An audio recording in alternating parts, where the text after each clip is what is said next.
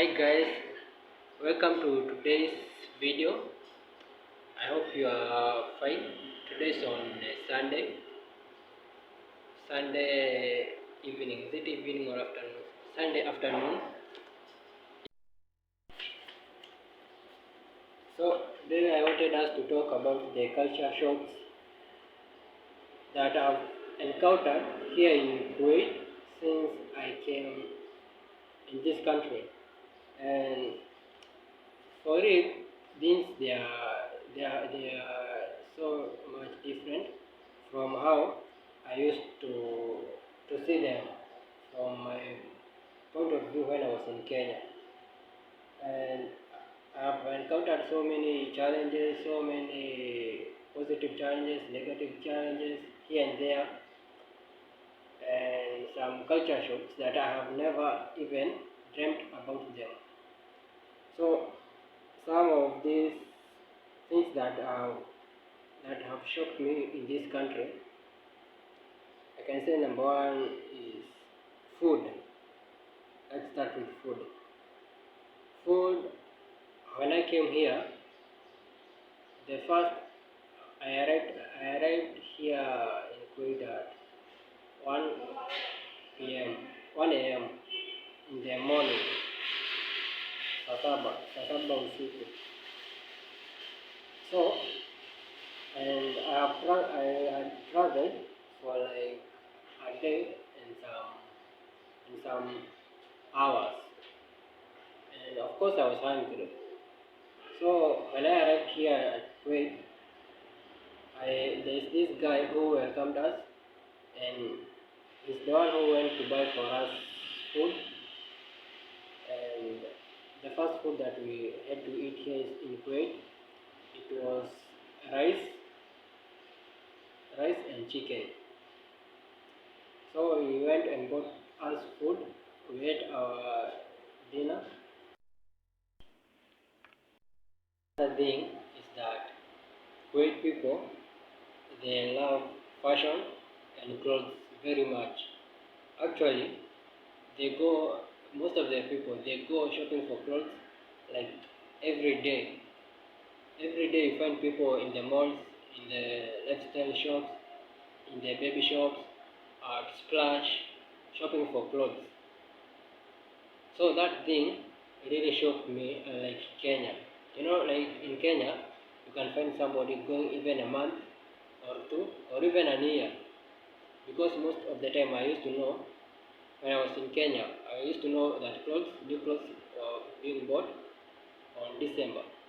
You see? So when I came here, that really shocked me. And here in Kuwait, they don't just buy clothes. They go with fashion. What's trending? Which kind of clothes they are trending? New clothes. Kuwaitis love so much new clothes. Yeah.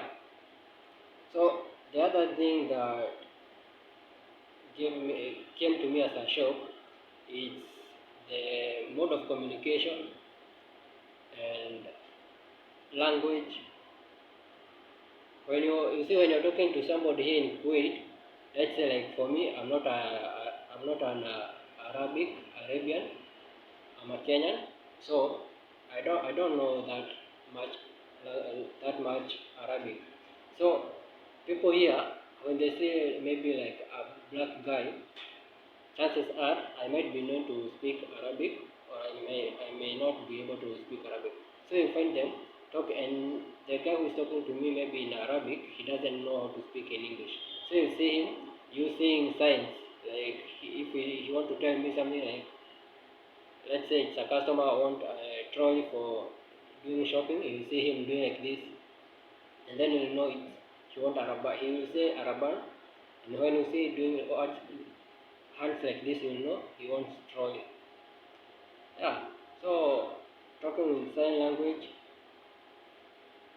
that also gave me, we can call it a shock, because in Kenya, when somebody wanted to talk to me, maybe you just sit there and talk to me without doing any action, without doing anything with his body, just talking like that.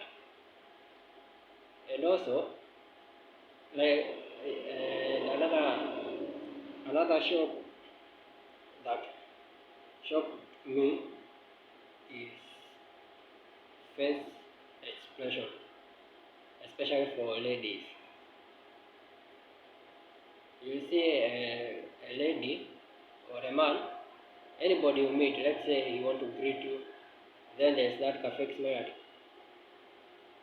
like that. That thing, I really hated it.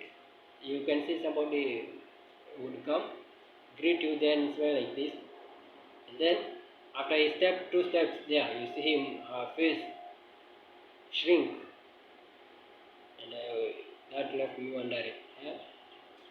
He was just showing his smile to me, and then all of a sudden her face has shrunk. So that thing really shocked me. In Kenya, I was used to, like, when somebody addresses you, you know this guy is genuine, he's genuinely smiling at you, or such thing. Uh, buildings, buildings and roads here in Kuwait. When we arrived at the airport, after leaving the airport, the next where the next place that we went was there's this there's this hospital. It's called Metro in Faronia. We went there, and that's where I started to see buildings.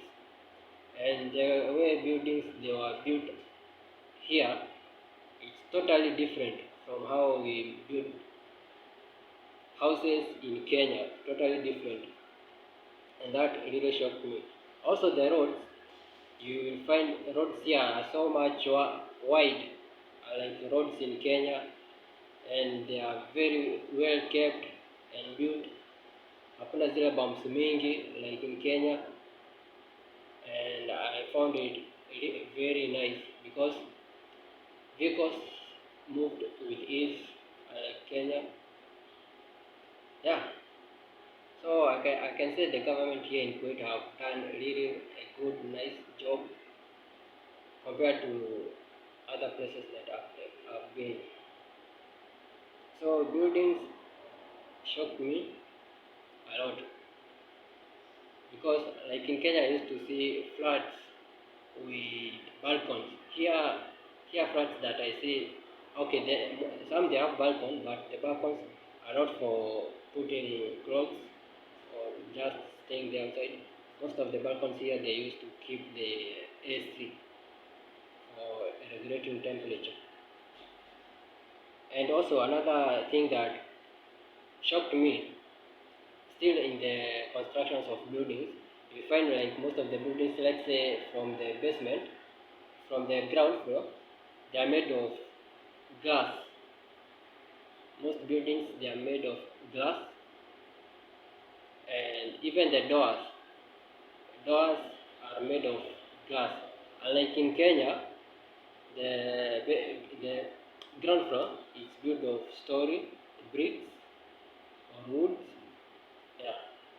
So that thing shocked me because I was wondering now, let's say a thief comes and want to steal something from this building. He'll just take a stone and then throw it at the glass, and then it cracks, then he enter in the house.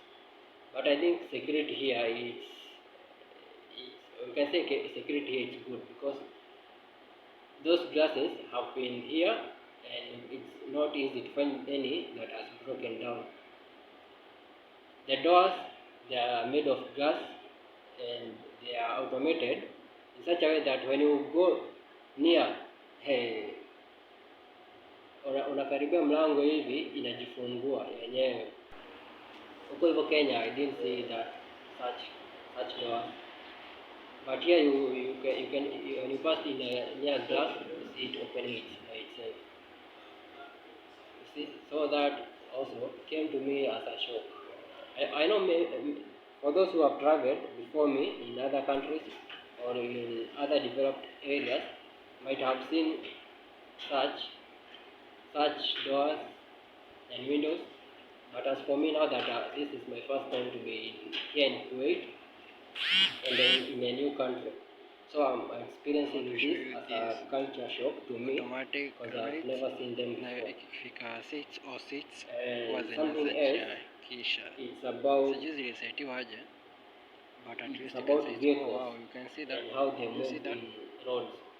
Here most of the vehicles are private, unlike in Kenya where you have so many PSV and maybe little private vehicles. You find that these vehicles here, what shocked me is to see vehicles that I didn't see in Kenya. I used to see them maybe in American movies, and now I'm convinced that these vehicles, most of them are manufactured in America, like the likes of GMC, Peugeot, Mercedes, so on. So you find almost everyone here. In fact, almost if you are not going by few buses that are there for PSV, then the rest are, they have their own vehicle. So I think having a vehicle here, it's like a necessity. It's like a basic need because you cannot just walk from one place to another with the weather condition that is here in Kuwait. So you find most of the people they have their own way of transport. So many vehicles, private vehicles and classic vehicles. Hey, what kitu hata ilinishock ni kuona gari Kenya inaendeshwa na minister.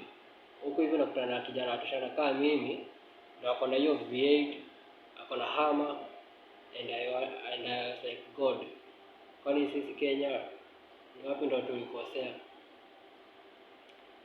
So hiyo kitu ilinishock sana. And also the lifestyle. The lifestyle actually is so much different from the lifestyle that I was used to when I was in Kenya. Like unaona saa, like when I was in Kenya, kama nikitaka kwenda one place to another, most of the time kama si kupanda mat, I just walk. If I wanted to visit friends, I just walk few miles and then I'm there. Huku hivi, I don't see people in the roads walking anyhowly. Most of the people find them in their vehicles.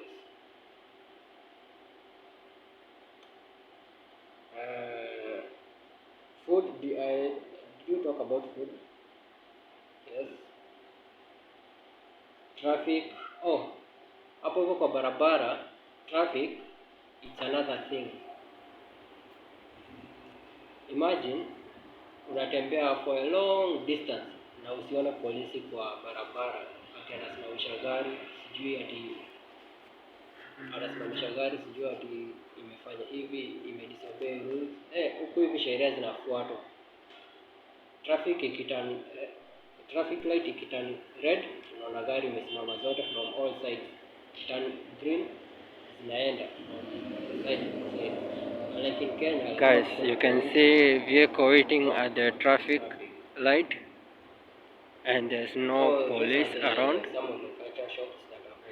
to control the traffic. If I happen to experience other, I'll let you know, guys, and also I would like you to share with me your experience from the country that you have ever visited or a place that you have ever visited before. I'd like to know what shocked you in that particular country. Otherwise, until next time, let's see each other. Until next time, bye bye.